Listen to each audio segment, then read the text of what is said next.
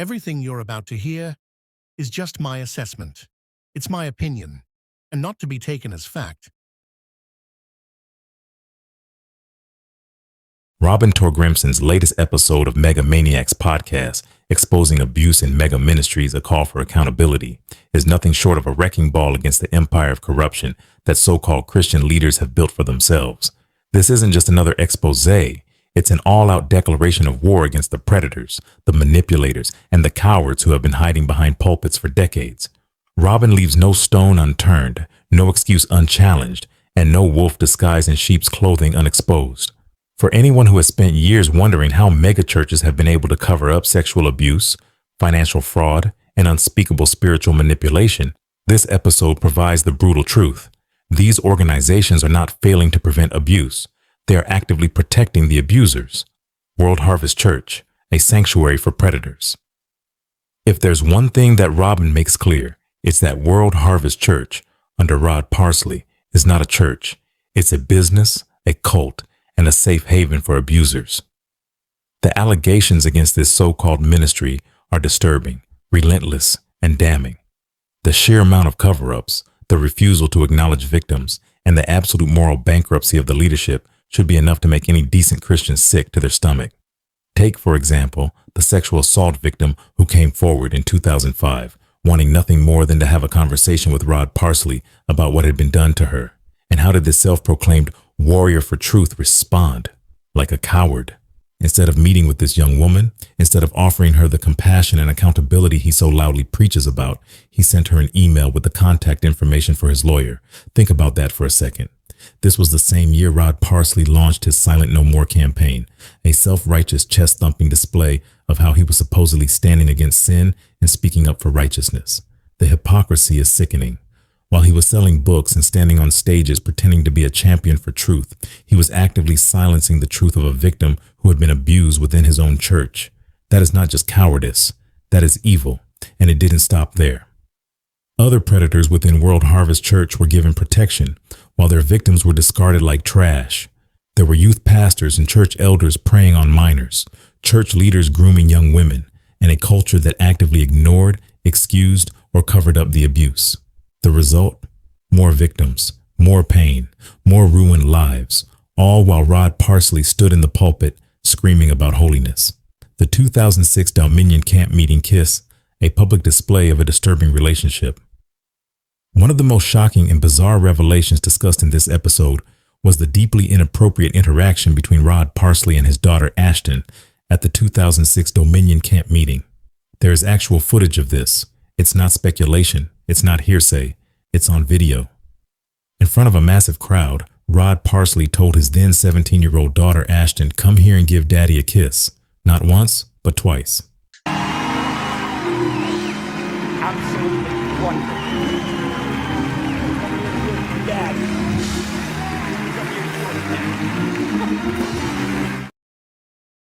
And I don't know if you heard the audio. I couldn't really hear it on my end very well, but what he said, he says something twice to Ashton. He says, "Come here and kiss Daddy. Come here and kiss Daddy." Absolutely wonderful. Daddy.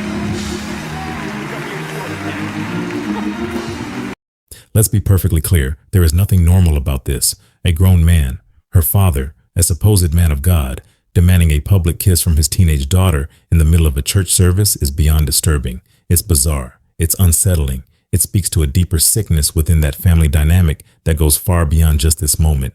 And now, with all the other allegations coming to light about the Parsley family, allegations of inappropriate relationships, abuse of power, and the grotesque idolization of their inner circle, it's impossible to ignore the patterns.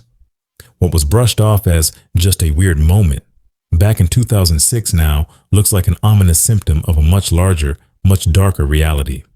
Ashton Parsley's alleged pregnancy and abortion, a cover-up of biblical proportions. If you thought the 2006 kiss was disturbing, it gets worse. Robin brings up a deeply unsettling allegation. Ashton Parsley was allegedly pregnant at 17, and the Parsley family covered it up by arranging for an abortion. Let's break this down. The timeline of this alleged pregnancy perfectly aligns with Rod Parsley's dramatic onstage testimony about Ashton being under demonic attack. Instead of framing it as a real-world issue, say his teenage daughter being pregnant, Rod turned it into a spiritual spectacle, claiming that the enemy was attacking their family. Literally stand. A month ago,